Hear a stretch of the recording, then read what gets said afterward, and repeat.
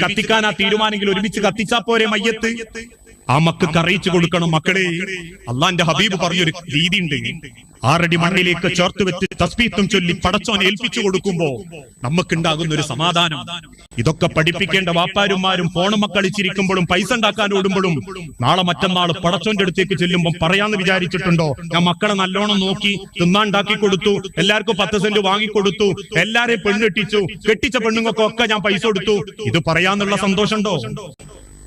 അത് പടച്ചോൻ പറയാൻ അവസരം തരുന്നതിന്റെ മുൻപ് ചോദിക്കുന്ന ഒരു ചോദ്യമുണ്ട്. നിന്റെ നാട്ടിൽ, നിന്റെ ജനതയിൽ, നിന്റെ മക്കളിൽ, കുടുംബത്തിൽ പടച്ചോനെ പറ്റിയുള്ള ഒരു ബോധം ഉണ്ടാക്കാൻ പറ്റുമോ? അറിഞ്ഞിട്ടുണ്ടോ നമ്മൾ അള്ളാഹുവിനെ? ഒരു വിശ്വാസിയുടെ ഏറ്റവും വലിയ മൂല്യത റബ്ബിനെ അറിയാം.